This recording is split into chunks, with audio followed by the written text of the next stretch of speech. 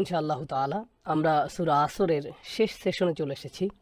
আমাদের এই সিরিজটি আরগন ইসলামিক সেন্টারে গত 3 সপ্তাহ ধরে চলছে। এতদিন ধরে আমরা সূরা আসরের শিক্ষাগুলো নিয়ে আলোচনা করেছি। আল্লাহর ইচ্ছায় আশা করি আজকে আমরা এটা শেষ করতে পারবো। আমরা এই সূরার প্রথম 2টি আয়াতের বিস্তারিত জেনেছি। আজকে আমরা এই সূরার শেষ আয়াতটিতে বেশ কিছু সময় ব্যয় করব, আর এর অন্তর্গত 4টি বিষয়ের মধ্যে একটা সামঞ্জস্য খুঁজে বের করব। আমরা ইতিমধ্যে শেষ আয়াতটির ব্যাপারে বেশ কিছু মন্তব্য নিয়ে আলোচনা করেছি। আজকে এর মূল কথাগুলো আলোচনা করে শেষ করব। প্রাথমিক কথা দিয়ে শুরু করি। আমরা এমন একটা দুনিয়ায় থাকি যেখানে আমরা ইতিমধ্যে বলেছি যে সূরা আসরে আল্লাহ সফলতার যে 4টি শর্তের কথা উল্লেখ করেছেন সেগুলো এই দুনিয়ার সাথে সম্পৃক্ত নয়। অন্যভাবে বললে, আপনি যদি কাউকে জিজ্ঞেস করেন, কোনো সাধারণ মুসলিমকে বা অমুসলিমকে আপনি যদি তাকে জিজ্ঞেস করেন সফলতার মানে কি, ঈমান আনা, ভালো কাজ করা বা সত্যের পথে ডাকা বা ধৈর্যের উপরে থাকা, তার মাথায় কখনোই এগুলো আসবে না। ক্যারিয়ার, পড়ালেখা, টাকা পয়সা, স্টাবলিশড হওয়া, পরিবার। মানুষ সফলতা বলতে সাধারণত এগুলোই বোঝে। তাহলে প্রাথমিকভাবে এই সূরায় সফলতার প্রতি আমাদের মনোভাব বদলানোর কথা বলা হয়েছে। এটা আমাদেরকে এমনভাবে ভাবতে শিখাচ্ছে যেভাবে বেশিরভাগ মানুষই ভাবে না। এটা আমাদেরকে অন্যদের চেয়ে আলাদা করেছে। এরপর যখন আপনি চিন্তাগতভাবে এই পরিবর্তন করেন, তখন যা হয়, এই পরিবর্তনের আগে যে বিষয়গুলো আপনার কাছে গুরুত্বহীন, অপ্রাসঙ্গিক, হালকা ছিল, সেগুলো খুবই গুরুত্বপূর্ণ হয়ে ওঠে। আর যে বিষয়গুলো আপনার কাছে খুবই গুরুত্বপূর্ণ ছিল সেগুলো ততটাই অগুরুত্বপূর্ণ হয়ে ওঠে। অর্থাৎ যে বিষয়গুলোকে আপনি অগ্রাধিকার দিতেন তা পরিবর্তন হয়ে যায় এই আয়াতের শেষাংশে মুক্তির যে মনোভাব চাওয়া হয়েছে তার কারণে। তাহলে এখন প্রথম শর্তের ব্যাপারে আসি। আমরা এখানে কেবলমাত্র সাধারণ উপলব্ধির জায়গাটি আলোচনা করব। আমরা এখানে খুব বেশি একাডেমিক টার্ম নিয়ে কথা বলবো না, কারণ আমরা এর আগে এগুলো জেনেছি। অনেক মানুষই ঈমান বলতে শুধুমাত্র মুখের ভাষ্য বুঝে থাকে। তারা কেবলমাত্র বলে লা ইলাহা ইল্লাল্লাহ মুহাম্মাদুর রাসূলুল্লাহ সাল্লাল্লাহু আলাইহি সাল্লাম, হয়ে গেল। হয়তো মাঝে মাঝে মসজিদে যায়, মাঝে মধ্যে নামাজ পড়ে, হয়তো কেবলমাত্র জুমার নামাজ। কিন্তু বেশিরভাগ মানুষ এমনটি কেন করে? অবশ্যই আপনি এটাকে জ্ঞানের অপরিপক্কতা বলতে পারেন, কিন্তু প্রকৃত অর্থে এটি হলো মনোভাব। আমি বেঁচে গিয়েছি কারণ আমি ঈমান এনেছি। ঈমানই হলো একমাত্র শর্ত। এখন এই মনোভাবের 2টি সমস্যা রয়েছে। প্রথম সমস্যা হলো ঈমান সম্পর্কে আমরা যা ভাবি, আর দ্বিতীয় সমস্যা হলো মনে করা যে কেবল ঈমান আনাই যথেষ্ট। তাহলে এখানে 2টি সমস্যা আছে। আসুন প্রথম সমস্যাটির দিকে তাকাই। আমাদের ঈমান আছে ভাবার আগে আমাদের ভাবতে হবে ঈমান আছে বলতে কি বোঝায়। ঈমান বলতে 2টি বিষয় বোঝায়। আপনি এটাকে বাহ্যিক দৃষ্টিকোণ থেকে ভাবতে পারেন, আবার আপনি বাস্তবতার নিরিখেও ভাবতে পারেন। বাহ্যিকভাবে যে ব্যক্তি বলবে লা ইলাহা ইল্লাল্লাহ, যে ব্যক্তি বলবে মুহাম্মাদুর রাসূলুল্লাহ সাল্লাল্লাহু আলাইহি সাল্লাম, তার কি আছে? তার ঈমান আছে। যখন আল্লাহ বলেন ইয়া আইয়ুহাল্লাযীনা আমানু, তোমাদের যাদের ঈমান আছে, তিনি এখানে কাদেরকে বলছেন? যারা শাহাদা পাঠ করেছে প্রত্যেককেই। যে ব্যক্তি শাহাদা পড়েছে প্রত্যেকেই এর মধ্যে অন্তর্ভুক্ত। আপনাকে যদি কেউ বলে আসসালামু আলাইকুম রহমতুল্লাহ, সে আপনাকে সালাম দিল, তার ব্যাপারে আপনি কি ভাববেন? তার ঈমান আছে, সে ন্যূনতম শর্ত পূরণ করেছে। এটা আসলে বাহ্যিক দৃষ্টিভঙ্গি। বাহ্যিকভাবে যে ব্যক্তি নিজেকে মুসলিম হিসেবে ঘোষণা দেয় সে মুসলিম। তাহলে মূলত ইসলাম আর ঈমান আলাদা কিছু নয়, এগুলো মূলত একই জিনিস। ইসলাম আর বিশ্বাস একই জিনিস। এর পরে আসে সেই পার্থক্য যা সূরা হুজরাতে আল্লাহ নিজেই করেছেন। তিনি বলেন ক্বালাতিল আ'রাবু আমান্না কুল লাম তুমিনু ওয়ালাকিন কুলু আসলামনা। বেদুইনরা বলে আমাদের ঈমান আছে। তাদেরকে বলো না, তোমাদের কেবলমাত্র ইসলাম আছে, তোমরা কেবলমাত্র ইসলাম গ্রহণ করেছো। আর ঈমান হলো ওয়ালাম্মা ইয়াদখুলুল ঈমানু ফি কুলুবিকুম, ঈমান এখনো তোমাদের অন্তরে প্রবেশ করেনি। অন্যভাবে বললে এর মাধ্যমে আমরা বুঝলাম যে মানুষ ঈমান বলতে যা বোঝে আল্লাহর কাছে তা কি? ইসলাম। এটা কেবল ইসলাম। আর ঈমান কোথায় থাকে? ঈমান কেবল মুখের কথায় থাকে না। এই আয়াত অনুযায়ী ঈমান কোথায় থাকে? অন্তরে। তাহলে এভাবেই চিন্তাগত পরিবর্তন আসে। যে মুখের কথার কারণে ভাবে যে তার ঈমান আছে, তাদেরকে চিন্তার পরিবর্তনের কথা বলা হচ্ছে। তাদেরকে বলা হচ্ছে না না না, ঈমান ভিন্ন বিষয়, এটা অন্তরে থাকে। এখন অন্তরের ব্যাপারে কোরআনে অনেকগুলো বিষয় বলা হয়েছে। তার মধ্যে এখানে আমি আপনাদেরকে 3টি বিষয় বলতে চাই, যেগুলো প্রধানতম। অন্তত 3টি বিষয় আমি এখানে আলোকপাত করব, কারণ সূরা আসরের টার্মগুলো খুবই সহজ, আবার একই সাথে এটা খুবই জটিলও বটে। যখন আপনি বলেন ঈমান, কোরআনের 2/3 ঈমান নিয়ে আলোচনা করা হয়েছে। তাহলে যখন আপনি পড়েন ইল্লাল্লাযীনা আমানু, এরপর আপনি কোরআনের বিভিন্ন আয়াত পর্যালোচনা করবেন। আপনি বোঝার চেষ্টা করেন তোমরা যারা ঈমান এনেছো, এটা দিয়ে কোরআনে কি বোঝানো হয়েছে আপনি অধ্যয়ন করছেন। এটা বেশ জটিল একটি বিষয়। অতএব আমাদেরকে কিছু বিষয় বাছাই করতে হবে যাতে আমরা আজকের আলোচনাটি গুছিয়ে নিতে পারি। অন্তরে ঈমান আনা বলতে কি বোঝায়? আমি এই আলোচনাটি 3টি বিষয় সীমাবদ্ধ করব, যেগুলোকে আল্লাহ অন্তরে অবস্থিত বলেছেন। 3টি বিষয় অন্তরে থাকে। প্রথম বিষয়টি আমরা এইমাত্র বললাম, সেটা কি? ঈমান। ওয়ালাকিন্নাল্লাহা হাব্বাবা ইলাইকুমুল ঈমান ওয়া যায়্যানাহু। প্রথম বিষয়টি আমরা এইমাত্র বললাম, সেটা কি? ঈমান। ওয়ালাকিন্নাল্লাহা হাব্বাবা ইলাইকুমুল ঈমান ওয়া যায়্যানাহু ফি কুলুবিকুম। তাহলে এটা হলো প্রথম বিষয় যা অন্তরে থাকে। দ্বিতীয় যে বিষয়টি আমরা পাই তা হলো ওহী। নবীজি সাল্লাল্লাহু আলাইহি সাল্লামকে বলা হয়েছে, নাযালা বিহি রূহুল আমিন আলা কলবিক। ফেরেশতা জিব্রাইল তোমার অন্তরে দিয়েছেন। নবীজি সাল্লাল্লাহু আলাইহি সাল্লামের অন্তরে ওহী নাজিল করা হয়েছে। জ্ঞানী মানুষদের কথা বলতে গিয়ে সূরা আনকাবুতে আল্লাহ বলছেন, বাল হুয়া আয়াতুম বাইয়িনাতুন ফি সুদুরিল্লাযিনা উতুল ইলম। বস্তুত এটি হচ্ছে সুস্পষ্ট নির্দেশাবলী তাদের হৃদয়ে যাদের জ্ঞান দেয়া হয়েছে। অন্যভাবে বললে অন্তরে থাকা প্রথম বিষয় হচ্ছে ঈমান, দ্বিতীয় বিষয় হচ্ছে ওহী। যখন আমরা কোরআন পড়ি, যখন আমরা কোরআনের শিক্ষাগুলো উপলব্ধি করি, যখন আমরা সত্যিকার অর্থে উপলব্ধি করি, তখন এটা আপনার মুখে বা মাথায় থাকে না। কোথায় থাকে? এটা থাকে আপনার অন্তরে। ফি সুদুরিল্লাযিনা উতুল ইলম, তাদের হৃদয়ে, সত্যিকার অর্থেই যাদের জ্ঞান দেয়া হয়েছে। চমৎকার একটি বিষয় হচ্ছে আল্লাহ এখানে জ্ঞান শব্দটি ব্যবহার করেছেন, কারণ সাধারণভাবে আমরা জ্ঞান বলতে চিন্তা বুঝি, হৃদয় বা বুক নয়। তাহলে তিনি এখানে এই দুইটিকে সমার্থক করেছেন। তো প্রথম বিষয় হচ্ছে ঈমান, দ্বিতীয় বিষয় হচ্ছে আয়াত, ওহী, আর তৃতীয় বিষয় যাকে অন্তরের সাথে যুক্ত করা হয়েছে, অবশ্যই এটি অন্য বিষয়ের সাথে যুক্ত, কিন্তু এটি অন্তরের সাথে বেশি যুক্ত করা হয়েছে, তা হলো জিক্র, স্মরণ করা এবং অন্যকে স্মরণ করানো। এটিকে বারংবার অন্তরের সাথে সংযুক্ত করা হয়েছে। আল্লাহ তাআলা বলেন, ওয়ালা তুতি'আ মান আগফালনা কলবাহু আন যিকরিনা। এমন কোন ব্যক্তির কথা মানবে না যার অন্তরকে আমি আমার স্মরণ থেকে গাফিল করে রেখেছি। তাহলে অন্তরে কি নেই? স্মরণ। তিনি বলেন, আলা বিযিকরিল্লাহি তাতমাইন্না আল কুলুব। জেনে রাখো, আল্লাহর স্মরণ দ্বারাই অন্তরসমূহ প্রশান্ত হয়। তাহলে অন্তরের সাথে যুক্ত তৃতীয় বিষয়টি হলো স্মরণ। বলে রাখি, ঈমানের উচ্চ স্তর যখন আপনার অন্তর ঈমান দিয়ে পূর্ণ, এটাকে কি বলে জানেন? এটাকে বলে সাকিনা। যখন আপনার অন্তর পুরোপুরি ঈমান দিয়ে পূর্ণ, তখন সেই ঈমানের পুরস্কার হলো, বিগত সেশনে আমরা ঈমানের ফল নিয়ে বলেছি, তা হলো সাকিনা, যা আল্লাহ সূরা ফাতহে আলোচনা করেছেন। সূরা ফাতহে আল্লাহ বলেন, আল্লাহ বিশ্বাসীদের অন্তরে সাকিনা দেন। যাই হোক, এটা অন্য বিষয়। তাহলে যে তিনটি মৌলিক বিষয় বললাম তা হলো ঈমান, এরপর আয়াত, এরপর তৃতীয় বিষয়টি হলো জিকির বা স্মরণ। আমি এই তিনটি বিষয় তুলে ধরছি কারণ এই তিনটি বিষয় আসলে একটি বিষয়েরই অঙ্গ। অর্থাৎ যখন আপনার হৃদয়ে আয়াত থাকবে, তখন কি বৃদ্ধি পায়? আপনার ঈমান। যখন আপনি আল্লাহকে স্মরণ করেন, আল্লাহকে স্মরণের সেরা উপায়টি কি? আল্লাহর আয়াত। আর যখন আপনি তাকে তার আয়াত দিয়ে স্মরণ করেন, তখন ঈমান বেড়ে যায়। আর এই তিনটি বিষয় কিভাবে সম্পর্কিত, এটা বুঝতে আমরা সূরা আনফাল একটু তাকাই। এটা কোরআনের ৮ম সূরা। ইন্নামাল মুমিনুন আল্লাযীনা ইযা যুকিরাল্লাহ ওয়াজিলাত কুলুবুহুম। মুমিন তো তারা যাদের অন্তরসমূহ কেঁপে ওঠে যখন আল্লাহকে স্মরণ করা হয়। যখন আল্লাহর কথা স্মরণ করা হয়, তাদের অন্তর কেঁপে ওঠে। তাহলে এখানে অন্তরের সাথে কি উল্লেখ করা হয়েছে? স্মরণ। যুকিরাল্লাহ ওয়াজিলাত কুলুবুহুম। আমরা একই আয়াতে আছি, ওয়া ইযা তুলিয়াত আলাইহিম আয়াতুহু। যখন তাদের উপর তার আয়াতসমূহ পাঠ করা হয়, তাহলে এই আয়াতে কিসের বর্ণনা এসেছে? আয়াত, স্মরণ এবং আয়াত। কি বাকি থাকলো? এখানে তিনটি বিষয় ছিল। একটি হলো স্মরণ, অপরটি আয়াত, তৃতীয় বিষয়টি কি? ঈমান। যাদাতহুম ঈমানা ওয়া আলা রাব্বিহিম ইয়াতাওয়াক্কালুন। তখন সেটা তাদের ঈমান বৃদ্ধি করে আর তারা তাদের প্রতিপালকের উপর পুরোপুরি নির্ভর করে। তাহলে আল্লাহ তাআলা এই তিনটি বিষয়কে এখানে একত্র করেছেন। অর্থাৎ মনোভাব পরিবর্তনের ক্ষেত্রে প্রথম বিষয়টি হলো, আমি কিভাবে জানবো আমার ঈমান আছে কিনা? আমার কি এই তিনটি বিষয় আছে? আর আমি কিভাবে জানবো আল্লাহ যাদেরকে বলছেন তোমরা যারা বিশ্বাসী, আমি তাদের অন্তর্ভুক্ত কিনা? যখন আমার সামনে আয়াত বলা হয়, তখন আমার অন্তরে কি কিছু হয়? আমার ঈমান কি বাড়ে? আমি কি কিছু অনুভব করি? এটা বোঝার সহজ উপায় হলো নামাজ। কারণ আল্লাহ মূসা আলাইহিস সালামকে বলেছেন, আকিমিস সলাতা লিযিকরি। আমাকে স্মরণার্থে নামাজ প্রতিষ্ঠা করো। ঈমান অনুভব করার সহজ উপায় হলো নামাজ। আমরা এই ব্যাপারে একটু পরে আরও জানব। ঈমান আর নামাজ একটি অপরটির সাথে কতটা সম্পর্কিত জানেন? আল্লাহ তাআলা সূরা বাকারায় বলছেন, বিশ্বাসীদের সবকিছু ধ্বংস না করার উপায় হিসেবে আল্লাহ বলেন, ওমা কানাল্লাহু লিইউদিআ ঈমানাকুম। আল্লাহ এমন নন যে তিনি তোমাদের ঈমানকে বিনষ্ট করবেন।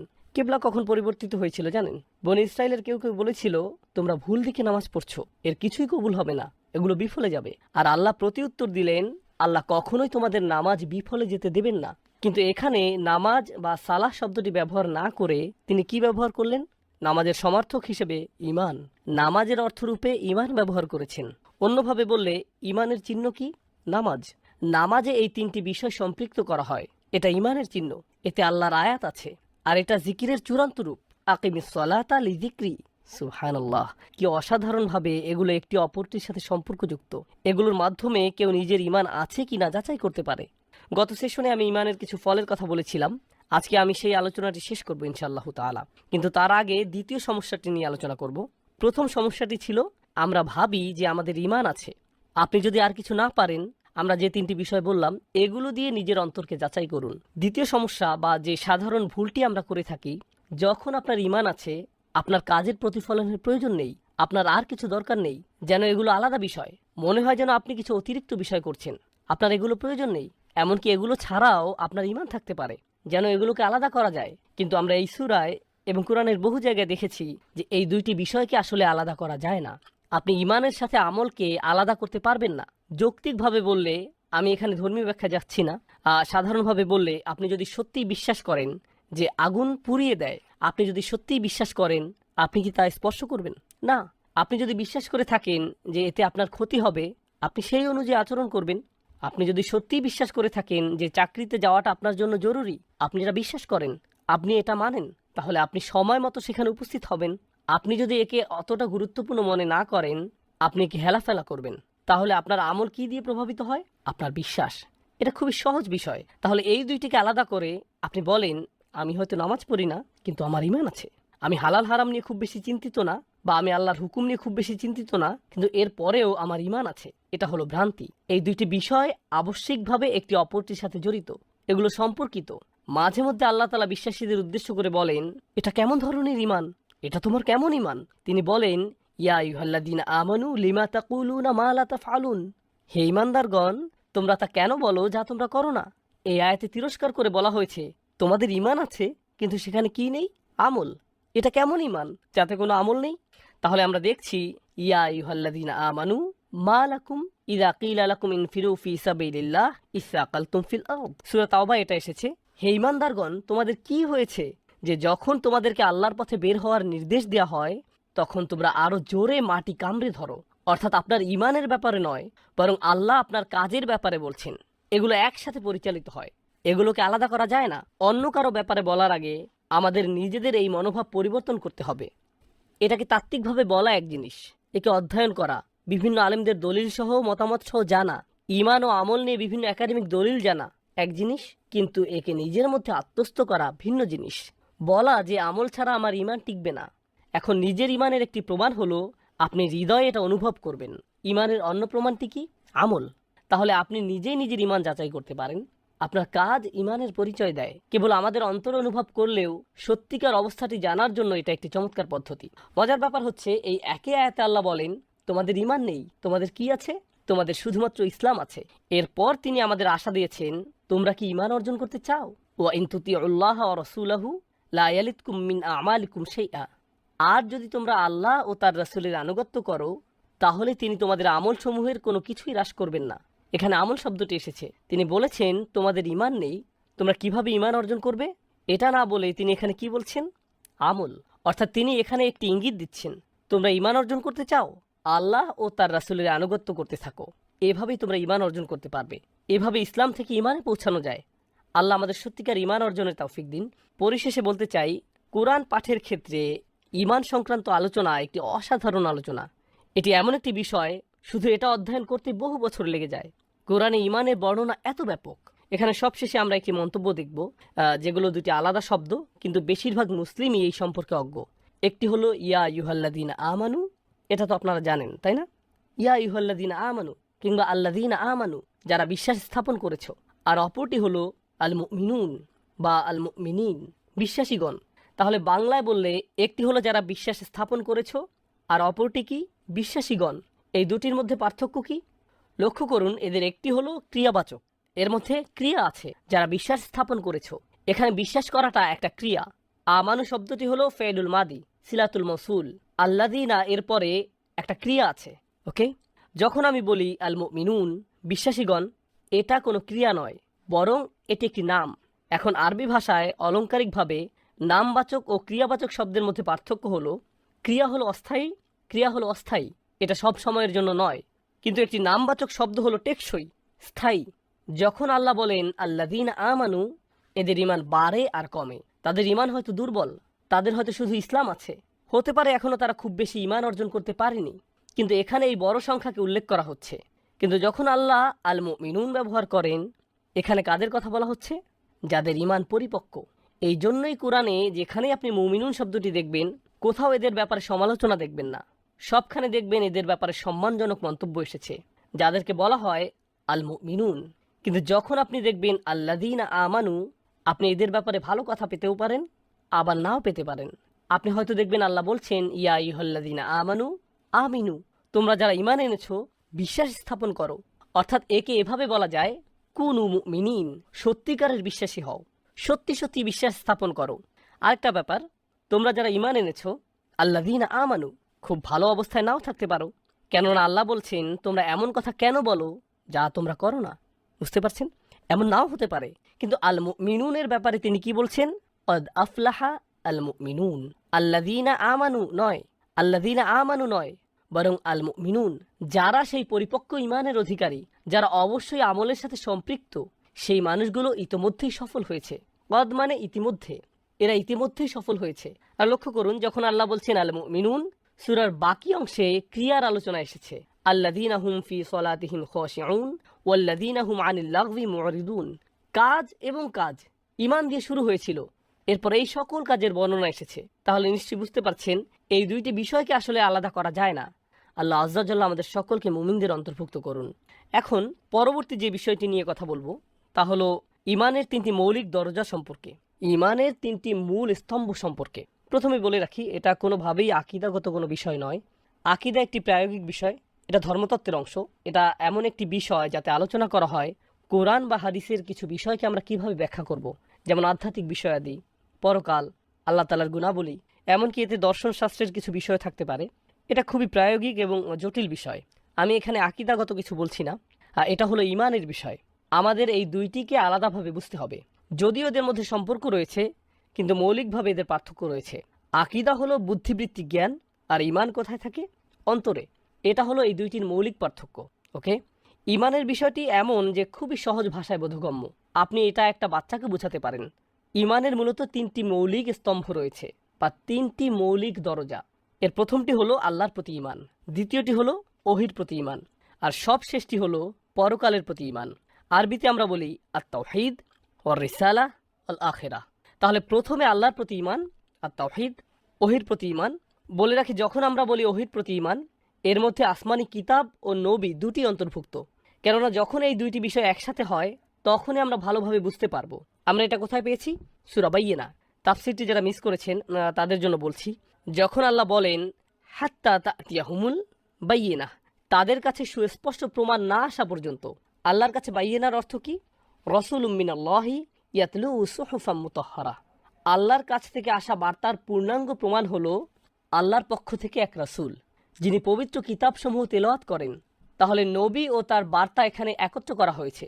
এই দুটো মিলে হয় রিসালাহ। আর তৃতীয় বিষয় হলো আখিরাত। আমি এই তিনটি স্তম্ভের বর্ণনা করেছি। আপনি হয়তো বলতে পারেন ঈমানের অন্য শাখা প্রশাখাও আছে, ঈমানের অন্যান্য রূপও আছে, কারণ এই তিনটি মূল স্তম্ভ। আমি যে কারণে এই তিনটি বিষয় আপনাদের সামনে নিয়ে এসেছি, কারণ মাঝে মধ্যে মানুষ এগুলোর একটি মানে বা দুটি মানে, তারপর বলে তাদের ঈমান পরিপূর্ণ। আপনি যদি এই তিনটির যে কোনো একটি গুরুত্ব দেন, বাকি দুটো অবহেলা করেন, তাহলে আপনি সমস্যায় পড়ে যাবেন। আপনি আসলে মানসিকভাবেও অস্বস্তিতে থাকবেন। আমাদের মধ্যে এমন মানুষ আছে যারা স্রষ্টায় বিশ্বাস করে। আপনি হয়তো এমন কলিগ পেয়েছেন যে বলে আমারও ঈমান আছে, আমি আল্লাহকে ভালোবাসি, আল্লাহ মহান, তিনি ক্ষমাশীল, তিনি অনেক দয়ালু, আমিও বিশ্বাস করি যে তিনি আমাদেরকে সৃষ্টি করেছেন। কিন্তু সে কিসে বিশ্বাস করে না? সে বলে আমার মনে হয় না যে পরকাল বলতে কিছু আছে। আমি আল্লাহকে ভালোবাসি, কিন্তু আমার মনে হয় না যে পরকাল বলতে কিছু আছে। আমার মনে হয় না যে আল্লাহ মানুষের সাথে কথা বলবেন কিংবা ফেরেশতা পাঠাবেন। আমার এমনটা মনে হয় না। তাহলে তারা আল্লাহকে বিশ্বাস করেছে, কিন্তু কিসে করেনি? ওহীর প্রতি ঈমান এবং আখিরাতের প্রতি ঈমান, এই দুটো বাদ। এখন এতে কি সমস্যা হয়? এই সমস্যাটির মূল হলো, দেখুন আল্লাহ আপনার কাছ থেকে কি চান? আল্লাহ আপনার কাছ থেকে কিছু চান, তার প্রমাণ কি? আচ্ছা, আমি আল্লাহকে বিশ্বাস করি, তিনি ঊর্ধ্ব আকাশে আছেন। আমরা তো তাকে দেখতে পাই না, আমরা তার শক্তি অনুভব করি। কিন্তু কিভাবে বুঝবো তিনি আমাদেরকে সৃষ্টি করেছেন? কিন্তু কিভাবে বুঝবো তিনি আমাদের কাছে কিছু চান কিনা? আমি কি কোনো উদ্দেশ্যে সৃষ্টি হয়েছি? এরকম যদি হতো, তাহলে তিনি যেহেতু আমাকে সৃষ্টি করেছেন, তিনি আমাকে এর উদ্দেশ্য বলতেন। কিন্তু যেহেতু আমি এমন কোনো কিতাবে বিশ্বাস করি না, আমি বিশ্বাস করি না যে তিনি কোনো নবী পাঠিয়েছেন, আমার মনে হয় আমি নিজেই বের করতে পারবো আমাকে সৃষ্টি করার উদ্দেশ্য। তাহলে যদিও আপনার আল্লাহর প্রতি ঈমান আছে, কিন্তু তিনি আপনার কাছে কি চান তা নিয়ে আপনার কোনো মাথা ব্যথা নেই। কারণ এখন আপনার দায়িত্ব কার? আপনার নিজের। এরপর আমরা এমন মানুষও দেখতে পাই যারা হইতে বিশ্বাস রাখে কিন্তু আখিরাতকে অবজ্ঞা করে। এভাবে প্রত্যেকটি নিয়েই কথা বলা যাবে। কিন্তু এখানে আমি যা বোঝাতে যাচ্ছি তা হলো ঈমানের এই তিনটি মৌলিক বিষয় মক্কি যুগের বর্ণনা এসেছে। মক্কি যুগের সূরাগুলোয় আপনি এগুলোর বর্ণনা পাবেন। আল্লাহর প্রতি ঈমান মজবুত করা, ওহীর প্রতি ঈমান আনা, আখিরাতের প্রতি ঈমান, এগুলোই হলো তিনটি মৌলিক বিষয়। যখন এই তিনটি বিষয় মজবুত ও দৃঢ় হয় তখন কি হয়? তখন আপনার সত্যিকারের ঈমান অর্জিত হয়। একটা ছোট জিনিস যা সাধারণ মুসলিমদের জন্য গুরুত্বপূর্ণ, যা এখানে কিছুটা আলোচনা করা যায়, কিন্তু যখন আমরা ওই সূরাগুলোতে যাব তখন গভীরভাবে এ নিয়ে আলোচনা করা হবে। এখন ঈমান ও রিসালাত নিয়ে বলি, বা ঈমান বা বিশ্বাসের বিষয়টি মাথায় আসলেই মানুষ সাধারণত ভাবে স্রষ্টার প্রতি বিশ্বাস। আপনি যখন ঈমান বা বিশ্বাস নিয়ে ভাবেন, বলুন তো কি আপনার মাথায় আসে না? রাসূলের প্রতি বিশ্বাস। আমরা বলি আমানতু বিল্লাহি ওয়া মালাইকাতিহি ওয়া কুতুবিহি ওয়া রুসুলিহি। আমরা রাসূলের ব্যাপারে ভাবি না। বিশ্বাস বলতে আমরা মূলত বুঝি আল্লাহ। এজন্যই আকীদার অনেক আলোচনায় কাকে নিয়ে হয়? আল্লাহ। কিন্তু আমাদের বিশ্বাসের অন্যতম স্তম্ভ হলো রাসূলের প্রতি বিশ্বাস রাখা। আমি কেন এটিকে গুরুত্ব দিচ্ছি? মাঝে মাঝে কেউ কেউ রাসূলুল্লাহ সাল্লাল্লাহু আলাইহি সাল্লাম সম্পর্কে এমন কিছু বলে থাকে যা তার ঈমানকেই বাতিল করে দেয়। কেউ কেউ আল্লাহ সম্পর্কেও এমন কিছু বলে যা বলা অনুচিত, যা বলা উচিত নয়, যা তার ঈমানকে ধ্বংস করে দেয়। রাসূলুল্লাহ সাল্লাল্লাহু আলাইহি সাল্লাম সম্পর্কেও যা বলা শোভনীয় নয় তা আমাদেরকে জানতে হবে। মাঝে মধ্যে দেখা যায় আমরা আল্লাহ সম্পর্কে এমন কিছু বিশ্বাস করি যা অনুচিত। আল্লাহ সম্পর্কে আমাদের এমন বিশ্বাস রাখা উচিত নয়। আমাদের হয়তো আল্লাহর ব্যাপারে ভুল বিশ্বাস আছে যা আমাদের ঈমানকে নষ্ট করে দিতে পারে। এই একই বিষয় হতে পারে যদি আমাদের ভুল বিশ্বাস থাকে কার ব্যাপারে? রাসূলুল্লাহ সাল্লাল্লাহু আলাইহি সাল্লাম। এটা খুবই গুরুত্বপূর্ণ। এখানে উদাহরণ দেওয়ার আগে আপনাদের বলি, এখানে দুইটি প্রান্তিক মানুষের অবস্থান আছে। আমি কোনো নাম বলবো না। একদিকে আপনি দেখবেন কিছু মানুষ আছে যারা রাসূল সাল্লাল্লাহু আলাইহি সাল্লামকে খুবই বেশি ভালোবাসে, খুবই বেশি, এতই বেশি যে তারা নবীজির ব্যাপারে এমন কিছু বিশ্বাস করে বা বলে যা আসলে তার শিক্ষার বিপরীতে চলে যায়। তারা এমনকি এরকম কিছু বলে ফেলে। কি কারণে? ভালোবাসার কারণে। এদের অপর দিকে কিছু ভণ্ড বুদ্ধিজীবীদের দেখা যায় যারা মুসলিমদের নিয়ে কথা বলে, নিজেদের মুসলিম হিসেবে দাবি করে। এরা নবীজি সাল্লাল্লাহু আলাইহি সাল্লামকে নিয়ে এমনভাবে কথা বলে যেন তিনি কোনো ঐতিহাসিক চরিত্র, কোনো সম্মান ছাড়াই।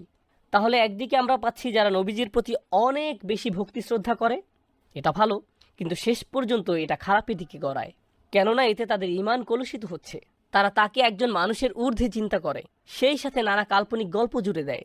অপরদিকে দেখা যায় আরেক প্রান্তিক মানুষ যারা তাকে কোনো সম্মানই দেয় না। তারা তার নাম শুনে সাল্লাল্লাহু আলাইহি সাল্লাম পর্যন্ত বলে না, কিংবা কেউ যখন বলে এই হাদিসটি অমুকের মাধ্যমে বর্ণিত হয়েছে এবং এটা সহিহ, তারা বলে এটা কেবল একটা হাদিস, আরে এটা তো কেবল একটা সুন্নাহ, কোরআনে তো এমন কিছু নেই। যখন আপনি নবীজি সাল্লাল্লাহু আলাইহি সাল্লামকে নিয়ে এমন কথা বলেন, এটা হয়তো আপনার ঈমানকে পুরোপুরি ধ্বংস করে দিতে পারে। রাসূলের প্রতি ঈমান সম্পর্কে আমি এখানে যা বলতে চাইছি, সহজ করে বললে এটি একটি আলাদা বিষয়। এই বিষয়টি কোরআনের 3টি মৌলিক সূরার সমন্বয়ে গঠিত। রাসূলের প্রতি বিশ্বাস সম্পর্কে যদি জানতে চান, যদি নিজে নিজে অধ্যয়ন করতে চান, তাহলে সূরা হুজরাত, সূরা ফাতহ এবং সূরা মুহাম্মদ, এই 3টি সূরা পড়বেন। তাহলে মুহাম্মদ, ফাতহ এবং হুজরাত, এই 3টি সূরায় রাসূল সাল্লাল্লাহু আলাইহি সাল্লামের প্রতি বিশ্বাস সম্পর্কে বিশদ বর্ণনা আছে। রাসূল সাল্লাল্লাহু আলাইহি সাল্লামের প্রতি ঈমান আনা বলতে কি বোঝায়? খুব সাধারণ একটা নীতি আছে। আমরা একে অপরকে কিভাবে ডাকি? এই যে ভাই, কেমন আছেন? এই যে ইমাম, হেই শায়েখ, এই যে স্যার, এই নোমান ভাই, এই যে। একবার কিছু লোক রাসূল সাল্লাল্লাহু আলাইহি সাল্লামের কাছে আসলো। ইয়া মুহাম্মদ উখরুজ আলাইনা, মুহাম্মদ আমরা তোমার সাথে কথা বলতে চাই, এদিকে আসো, আমরা তোমার সাথে কথা বলবো। তারা ছিল বেদুইন, তারা ভদ্রতা জানতো না। যদিও তারা মুসলিম ছিল, কিন্তু তারা কিভাবে ডেকেছিল? তারা তার নাম ধরে ডেকেছিল।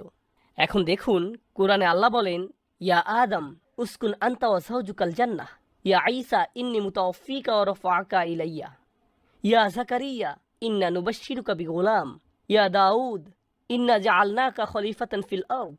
আমরা কি দেখতে পাচ্ছি? ইয়া এরপর একজন নবীর নাম। কিন্তু কোরআনে আমরা কি দেখি না জানেন? কোরআনে আমরা ইয়া মুহাম্মদ পাই না। সেখানে কোনো ইয়া আহমদ নেই। ইয়া রাসূলুল্লাহ আছে, ইয়া আইয়ুহান নবী আছে, ইয়া আইয়ুহাল মুজাম্মিল, ইয়া আইয়ুহাল মুদ্দাসসির। সুবহানাল্লাহ। আল্লাহ কিভাবে নবীজিকে ডাক দেন? তিনি তার নাম ধরে ডাকেন না। অনেক সম্মানের ব্যাপার। এমনকি যখন তার নাম ধরে ডাকেন, এরপরে রাসূলুল্লাহ যুক্ত করে দেন, মুহাম্মাদুর রাসূলুল্লাহ আল্লাযীনা মাআহু মা কানা মুহাম্মাদুন আবা আহাদিম মির রিজালিকুম ওয়ালাকিন রাসূলুল্লাহ ওয়া মুবাশশিরাম বিরাসূলিন ইয়াতি মিন বা'দি ইসমুহু আহমদ। সুবহানাল্লাহ। একের পর এক বারংবার।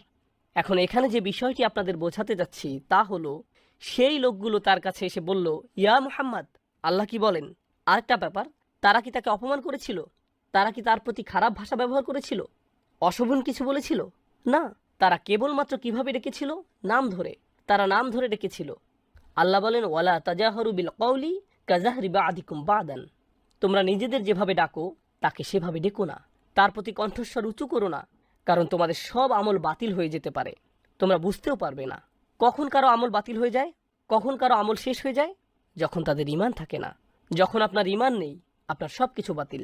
আপনার যদি ঈমান থাকে, তাহলে আপনার ভালো কাজগুলো লেখা হবে। এমন অনেক মানুষ আছে যারা ভালো কাজ করে, কিন্তু তাদের কি নেই? ঈমান নেই।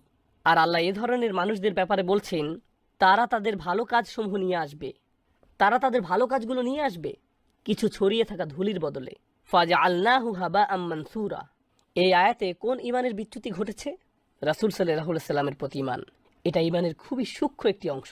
তাহলে এই আয়াতে কোন ঈমানের কথা বলা হয়েছে সেটা আমরা জানলাম। এখন আমি খুবই দ্রুত শেষ করতে চাই, কারণ আমাদের সময়ের স্বল্পতা রয়েছে, আর আমি আজকে সত্যি সূরা আসর শেষ করতে চাই ইনশাআল্লাহ। ঈমানের ফল নিয়ে বলবো। প্রথমত, ঈমানের সবচেয়ে বড় ফল হচ্ছে প্রশান্তি, অন্তরের শান্তি। সত্যিকারের মুমিনের চাইতে বেশি প্রশান্তি কেউ অনুভব করে না।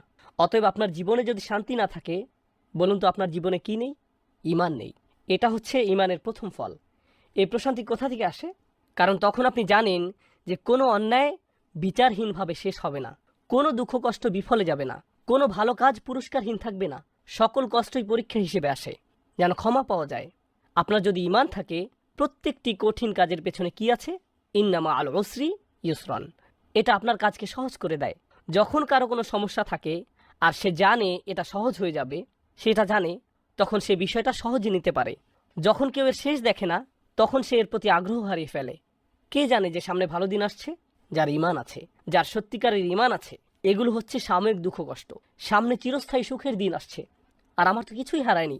চাকরি, ধন সম্পদ, স্বাস্থ্য, আমি এগুলো হারাইনি, কারণ আমার তো আসলে কিছুই ছিল না।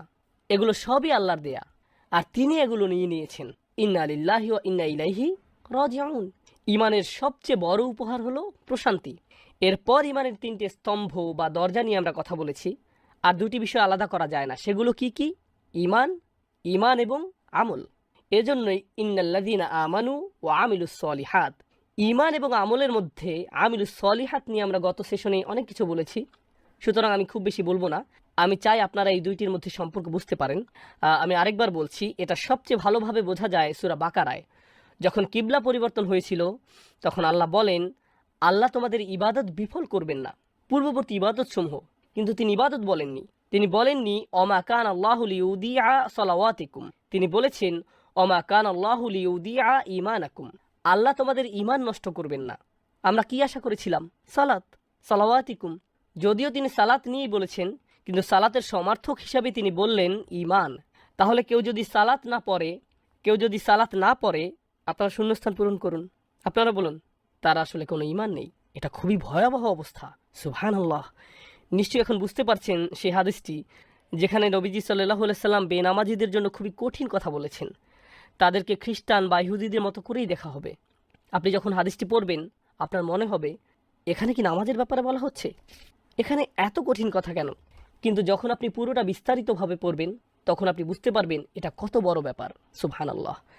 আর পরিশেষে এই সেশনটি ছিল সূরার উল্লেখিত 4টি বিষয়ের সম্পর্কের ব্যাপারে। শেষের 2টি শর্তের সাথে কিভাবে প্রথম 2টি শর্তের সাথে মিল রয়েছে। দেখুন, ঈমান আসলে একটি সম্পদ, আর এই সম্পদ আপনি ধরে রাখতে পারবেন যখন আপনি ভালো কাজ করতে থাকবেন। কিন্তু আপনি কি কোনো মহামানব যে বাকি সবাই ভয়াবহ ক্ষতির মধ্যে আছে আর আপনি তাদেরকে বাঁচাতে চাইছেন? কিন্তু তাদেরকে বাঁচাতে গিয়ে আপনার কোনো ক্ষতি হবে না। মনে করুন কেউ ক্ষুধার্ত আর আপনিও ক্ষুধার্ত। আপনি তাকে কিছু দিতে পারবেন না, কারণ আপনি নিজেও ক্ষুধার্ত। আপনার খাওয়ার কিছু থাকবে না।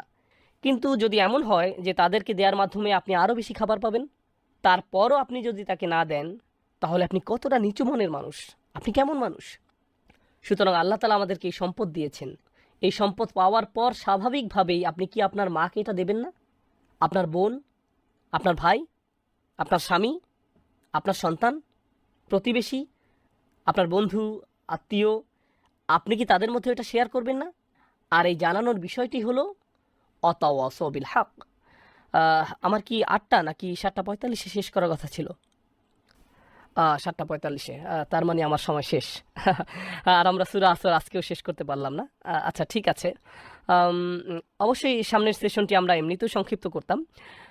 এতক্ষণ মনোযোগ দিয়ে শোনার জন্য জাযাকুমুল্লাহ খৈরান।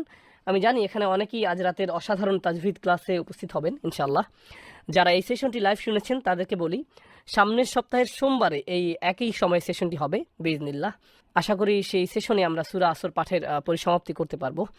বারাকাল্লাহু লি ওয়া লাকুম ফিল কুরআনিল হাকিম ওয়া নাফা'নি ওয়া ইয়্যাকুম বিল আয়াতি ওয়া যিকরিল হাকিম ওয়াল আসর ইন্নাল ইনসানা লাফি খুসর ইল্লাল্লাযীনা আমানু ওয়া আমিলুস সলিহাত ওয়া তাওয়াসাউ বিল হক ওয়া তাওয়াসাউ বিস সবর। আসসালামু আলাইকুম ওয়া রাহমাতুল্লাহি ওয়া বারাকাতুহু। أشهد أن لا إله إلا الله. গত সেশনে আমরা ঈমান ও আমলের ব্যাপারে কিছু গুরুত্বপূর্ণ বিষয় জেনেছিলাম। তাহলে এখন আমাদের সূরা আসরের শেষ আয়াতের শেষ দুইটি বিষয় বাকি আছে। সেগুলো হলো তাওয়াসাউ বিল হক, তাওয়াসাউ বিস সবর। প্রথমত আসুন আমরা ভাষাগত দিক থেকে এটা বুঝে নেই। আল্লাহ এখানে বলতে পারতেন ওয়া তাওয়াসাউ বিল হক ওয়াস সবর। এখানে এভাবে বললেও এ দিয়ে একই অর্থ বোঝাতো। এমনকি এর চেয়ে আরেকটু বেশি গুরুত্ব দিয়ে এভাবে বললেও হতো যে ওয়া তাওয়াসাউ বিল হক ওয়া বিস সবর। এটা আগেরটার চেয়ে বেশি গুরুত্ব বোঝায়। কিন্তু এই দুটোর উপরে গুরুত্বের তৃতীয় পর্যায় হলো ওয়া তাওয়াসাউ বিল হক ওয়া তাওয়াসাউ বিস সবর। এটা হচ্ছে সবচেয়ে বেশি গুরুত্ব বোঝানোর জন্য উপযুক্ত শব্দ, যেখানে ক্রিয়ার পুনরাবৃত্তি হয়েছে আবার অব্যয়েরও পুনরাবৃত্তি হয়েছে। কেননা খুব কম কথায় কোনো কিছু বোঝাতে চাইলে শুধু একবার ক্রিয়া উল্লেখ করলেই চলে, অব্যয়ের পুনরাবৃত্তি করার প্রয়োজন নেই। আবার ক্রিয়ারও পুনরাবৃত্তি করার প্রয়োজন নেই। কিন্তু যেহেতু এখানে পুনরাবৃত্তি করা হয়েছে, তাই এই দুইটি বিষয়ের গুরুত্ব আলাদাভাবে তুলে ধরা হয়েছে। এগুলো কতটা তাৎপর্যপূর্ণ তাই এখানে বোঝানো হয়েছে। তার উপর আরও একটি বিষয় হচ্ছে, আমরা সূরা আসরের পূর্বের পাঠগুলোতে আপনাদেরকে কয়েকবার বলেছি, যখন আমরা বলি আমিলুস সলিহাত, তারা সৎ কাজ করে বা তারা ভালো কাজ করে, এই দুইটি কিন্তু আমল। সংক্ষেপে বললে এখানে এই দুটিকে আলাদাভাবে বলার প্রয়োজন ছিল না। আপনি যদি বলেন আমিলুস সলিহাত, এর মধ্যে তাওয়াসাউ বিল হক ও তাওয়াসাউ বিস সবর এটাও আছে। প্রথমত আমরা এইটুকু বুঝি। দ্বিতীয়ত বলবো, আমরা তাওয়াসাউ বিল হক নিয়ে একটু বিশ্লেষণ করব, আর তারপর আমিলুস সলিহাতের সাথে মিলিয়ে এর অর্থ বুঝব। কারণ এই আয়াত পাঠের উদ্দেশ্য কেবল আলাদাভাবে এর উপাদানগুলো বোঝা নয়, বরং এই উপাদানগুলোর মধ্যকার সম্পর্ক বুঝতে পারাই আমাদের উদ্দেশ্য। সুতরাং আমাদেরকে এই দুটোই বুঝতে হবে। তাহলে আমরা যখন বলি তাওয়াসাউ বিল হক, প্রথমত ভাষাগতভাবে ওয়াসিয়া বা তাওয়াসি শব্দটি হচ্ছে, আসলে এটা আমরা গত সেশনে আলোচনা করেছিলাম, তাই খুব সংক্ষেপে বলতে গেলে এর মানে হচ্ছে কাউকে কোনো উত্তরাধিকার বা সম্পদ লিখে দেয়া। এভাবেই শব্দটা এসেছে। যখন আপনি কাউকে আপনার সম্পদ লিখে দেন, তখন তার প্রতি আপনার সর্বোচ্চ আন্তরিকতা আর ভালোবাসা থাকে। এমনকি আপনি তাকে কিছু উপদেশ বা ওসিয়ত করে যান, আর যা কিছু আপনি তাদের জন্য রেখে যান তা অবশ্যই তাদের কাছে খুবই মূল্যবান। তাহলে কেউ যখন তাওয়াসি করতে চায়, এই ধরনের উপদেশ করার মধ্য দিয়ে তা প্রকাশ পায়। এটা ইখবার থেকে আলাদা। ইখবার বা ইলান কিংবা তালি, যখন আপনি কাউকে কিছু বলেন কিংবা কাউকে কিছু শিখান বা কারোর সাথে কোনো ব্যাপারে আলোচনা করেন, কাউকে কিছু বলেন, এগুলো তাওয়াসি নয়। তাওয়াসি এর মধ্য দিয়ে কারো প্রতি ভালোবাসা, আন্তরিকতা প্রকাশ পায়। আপনি কারোর সাথে এমনভাবে কথা বলেন যা দিয়ে তার প্রতি সত্যিকারের উদ্বিগ্নতা প্রকাশ পায়, আর আপনার মনে হয় যেন আপনার সময় শেষ হয়ে আসছে, আপনি সব সম্পদ রেখে চলে যাবেন, আপনার খুব বেশি সময় নেই, তাহলে আপনাকে তাড়াতাড়ি করতে হবে, আমাকে এই সব কিছু তোমার কাছে বুঝিয়ে দিতে হবে, আমি এখান থেকে চলে যাওয়ার আগেই যেন তুমি সব কিছু বুঝতে পারো। এটাই হলো তাওয়াসি এর মর্মার্থ। এরপর বিল হক শব্দটিকে আমরা তিনভাবে বুঝতে পারি, আর এগুলোর প্রত্যেকটি মিলেই এই পুরো বাক্যটির অর্থ বোঝা যায়। প্রথমত, এই শব্দের শুরুর বা, এটাকে আমরা ক্রিয়ার বিশেষণ হিসাবে নিতে পারি। এটা একটা ক্রিয়া বিশেষণাত্মক বাক্য হতে পারে। বাংলা করলে এর মানে দাঁড়ায় তারা একে অপরকে উপদেশ দেয়, তারা তাওয়াসি দেয়, তারা একে অপরকে উৎসাহিত করে। এটা হলো সরল অনুবাদ। তারা একে অপরকে সর্বোচ্চ আন্তরিকতার সাথে উপদেশ দেয়, সত্যিকার ভাবেই, সত্যের সাথে বা সত্যের দিকে না বলে, সত্যের সাথে বা সত্যের দিকে না বলে আমি এর অনুবাদ করেছি সত্যিকার ভাবেই। আমি শব্দটিকে ক্রিয়া বিশেষণ হিসাবে নিয়েছি। অর্থাৎ যখন তারা একে অপরকে উপদেশ দেয়, তারা সত্যিকার অর্থেই সেই উপদেশটি দেয়। তারা বিষয়টিকে হালকাভাবে নেয় না বা উপদেশ দেওয়ার সময় সংকোচ বোধ করে না, এবং উপদেশ দেওয়ার ক্ষেত্রে তারা প্রকৃত অর্থে সৎ এবং আন্তরিক। অনেক সময় এমন হয়, যখন আপনি কাউকে উপদেশ দিতে যান, তাকে সত্যিটা পুরোপুরিভাবে বলার আগে আপনি দুইবার ভাবেন, কারণ আপনি তখন ভাবেন কি জানি সেটা শুনে আবার কি ভাববে। আপনি সত্যিটা জানানোর প্রতি পুরোপুরি সৎ নন। কিন্তু এখানে আমরা দেখছি যে যেহেতু এটা ক্রিয়া বিশেষণাত্মক বাক্য, বিলহাক শব্দটি হালও হতে পারে। আমরা এখানে দেখতে পাচ্ছি যেভাবে আপনি এই উপদেশটি দিবেন তা হবে পুরোপুরি সত্যিকার ও আন্তরিক। এতে আন্তরিকতা থাকবে, এতে পুরোপুরি সততা থাকবে। এটা হলো প্রথম বিষয়। বাংলা ভাবার্থ করলে বিল হাকের আরও একটি অর্থ হতে পারে সত্যের সাথে। আর এখানে আমরা বেশ কয়েকজন সাহাবীর তাফসির দেখতে পাই যারা বলেছেন সত্য বলতে এখানে, যেমন কাতাদা বলেছেন সত্য বলতে এখানে কোরআন বোঝানো হয়েছে, বা সত্য বলতে এখানে তাওহীদ বোঝানো হয়েছে, বা ওয়াহি বোঝানো হয়েছে, কিংবা রাসূল সাল্লাল্লাহু আলাইহি সাল্লামের উত্তরাধিকারকে বোঝানো হয়েছে। এ থেকে আমরা যা বুঝতে পারি তা হলো যখন আপনি কাউকে কোনো উপদেশ দিবেন, আপনি তাকে কোরআনের মাধ্যমে উপদেশ দিবেন। অর্থাৎ যখন আপনারা একে অপরকে উপদেশ দিবেন, আপনি কিসের দ্বারা উপদেশ দিবেন? একটি আয়াতের মাধ্যমে। আপনি রাসূল সাল্লাল্লাহু আলাইহি সাল্লামের হাদিস দিয়ে উপদেশ দিবেন। এই অবস্থায় থাকলে তিনি কি করতেন? এই অবস্থার ব্যাপারে তিনি কি বলেছেন? আল্লাহ এই ব্যাপারে কি বলেছেন? কেউ হয়তো জীবনের আশা হারিয়ে ফেলেছে, আপনি কিভাবে তাকে তাওয়াসি বিল হাক দিবেন? আপনি বলবেন, ইয়া আখি ইয়া ইবাদিয়াল্লাযীনা আসরাফু আলা আনফুসিহিম লা তাকনাতু মির রাহমাতিল্লাহ। তুমি কি জানো না আল্লাহ বলেছেন, হে আমার বান্দাগণ যারা নিজের উপর বাড়াবাড়ি করেছ, আল্লাহর রহমত থেকে নিরাশ হয়েও না। আপনি তাওয়াসি বিল হাক করলেন সত্যের মাধ্যমে। আপনি উৎসাহ দিলেন, উপদেশ দিলেন সত্যের মাধ্যমে, সত্যের দ্বারা। এর আরেকটি অর্থ হচ্ছে সত্যের দ্বারা, কোরআনের মাধ্যমে উপদেশ দেওয়ার মাধ্যমে। এভাবেই আমরা একে অপরকে উপদেশ দিব। তৃতীয় অর্থটি হচ্ছে সত্যের প্রতি। তাহলে আমরা পেলাম সত্যিকার ভাবে, আমরা পেলাম সত্যের মাধ্যমে, আর শেষে পাচ্ছি সত্যের প্রতি। অর্থাৎ এ থেকে আমরা বুঝতে পারি এমন একজন মানুষ যে তার উদ্যম হারিয়ে ফেলেছে, সে তার শক্তি হারিয়ে ফেলেছে, তারপরও আল্লাহর উদ্দেশ্যে সে তার কাজ চালিয়ে যাচ্ছে। সূরা এখানে এই অংশটি আসার মাহাত্ম্য হচ্ছে এই মানুষেরা ইতোমধ্যে ঈমান এনেছে এবং তারা ভালো কাজ করেছে, কিন্তু তাদের উদ্যম শেষ হয়ে আসছে। সুতরাং আপনাকে তাকে মনে করিয়ে দিতে হবে, দেখো তোমাকে এই সত্যের মুখোমুখি হতে হবে, আমাদের সবাইকে আল্লাহর সামনে দাঁড়াতে হবে। এই চূড়ান্ত সত্যটা ভুলে যেও না। আপনাদের একে অপরকে উপদেশ দিতে হবে, একে অপরকে স্মরণ করিয়ে দিতে হবে যে আমাদের উদ্দেশ্যটি কী ছিল। কারণ এখানে ইলা শব্দটির যে অর্থ আমরা পাই, এখানে এটার অর্থ হলো তাদের এই সকল কর্মের আসল উদ্দেশ্যের প্রতি আপনি তাদেরকে স্মরণ করিয়ে দিন। তাহলে আমরা তাওয়াসি বিল হক এই আয়াতের বা এর মাহাত্ম্য জানলাম। আল হক শব্দটিরও তিনটি তাৎপর্য রয়েছে। তাহলে আমরা বা এর তিনটি মাহাত্ম্য জানলাম, এবার আমরা আল হক শব্দের তিনটি মাহাত্ম্য জানব। ভাষাগতভাবে আল হক শব্দটি দিয়ে বোঝানো হয় এমন কিছু যা আপনি নিশ্চিতভাবেই সত্য হিসেবে জানেন। এর জন্য আপনাকে আলাদাভাবে বলতে হয় না, আপনার অন্তর থেকে আপনি বিশ্বাস করেন এটাই সত্যি। তাহলে এখানে বলা হচ্ছে যখন তারা একে অপরকে উপদেশ দেয়, তারা এমন কিছুর প্রতি উপদেশ দেয় যা তারা সত্য হিসেবেই জানে।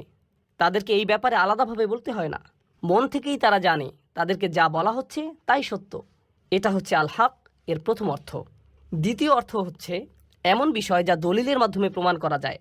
অর্থাৎ আপনি তাদেরকে এমন বিষয় বললেন, তারা শুনে বলবে আমি তো এরকম কিছু কখনো শুনিনি, আমার এটাকে সত্য মনে হচ্ছে না। হতে পারে তারা এটা শুনে সত্য মনে করবে, আবার এমনও হতে পারে তারা বলবে আমি নিশ্চিত নই, আমি এরকম কথা কখনো শুনিনি। তখন আপনি তাদেরকে কি বলবেন? দলিল। হক এর আরেকটি অর্থ হচ্ছে এমন বিষয় যা দলিলের মাধ্যমে প্রমাণ করা যায়, আর এই বিষয়গুলো একটি অপরটির সাথে সম্পর্কযুক্ত। তাহলে আপনি কেমন দলিল উপস্থাপন করবেন? যাতে সত্য মিথ্যার পার্থক্য করা যায় কোরআনের মাধ্যমে। তাহলে এটা হলো দ্বিতীয় তাৎপর্য। আর তৃতীয়টি খুবই গুরুত্বপূর্ণ। আরবি ভাষায় হক শব্দটি আবশ্যকীয় কাজ বোঝাতেও ব্যবহৃত হয়। এমন কাজ যা আপনার জন্য অত্যাবশ্যকীয়, এটা অধিকার বোঝাতেও ব্যবহৃত হয়। যেমন উদাহরণস্বরূপ বলা যায় আল্লাহ বলেছেন হুকুক আল্লাহ আর হুকুকুল ইবাদ, তাই না? আরেক জায়গায় আল্লাহ আযজা ওয়া জাল্লা বলেছেন হাক্কান আলাল মুত্তাকিন, যাদের তাকওয়া আছে তাদের জন্য এটা একটা আবশ্যকীয় কাজ। এর মানে হচ্ছে তোমরা একে অপরকে নিজেদের দায়িত্বের কথা স্মরণ করিয়ে দিবে, একে অপরকে মনে করিয়ে দিতে হবে। কারণ মানুষ প্রায়ই তাদের দায়িত্বের ব্যাপারে ভুলে যায়, তাদের কর্তব্যের ব্যাপারে উদাসীন হয়ে পড়ে। এগুলো এমন বিষয় যা তাদের অবশ্যই করতে হবে। সুতরাং তাওয়াসি বিল হক এর অর্থ এখানে এমন হতে পারে যে কেউ একজন স্বামী হিসেবে সংসারের প্রতি কর্তব্যে অবহেলা করছে, তখন আপনি তাকে বলবেন ভাই তোমার দায়িত্ব আছে, তুমি এই মেয়েটিকে বিয়ে করেছো, মেয়েটিরও তোমার প্রতি অধিকার আছে। এটাও তাওয়াসি বিল হক। কেউ হয়তো তার বাবা মায়ের প্রতি সুবিচার করছে না, আপনি তাকে বললেন ভাই, তোমার বাবা মায়ের প্রতি কর্তব্য আছে, আল্লাহর প্রতি তোমার দায়বদ্ধতা আছে ভাই। তোমাকে অবশ্যই ঠিক সময় মতো নামাজে দাঁড়াতে হবে। ইন্না সলাতা কানাত আলাল মুমিনিনা কিতাবাম মাওকুতা, এটাও কিন্তু তাওয়াসি বিল হক। এর মানে হলো একে অপরকে নিজেদের দায়িত্ব ও কর্তব্যের ব্যাপারে স্মরণ করানো ও উৎসাহ দেওয়া। এই সবগুলো অর্থ সম্মিলিত হয়েছে মাত্র 3টি শব্দে, তাওয়াসি বিল হক, এই 3টি শব্দে।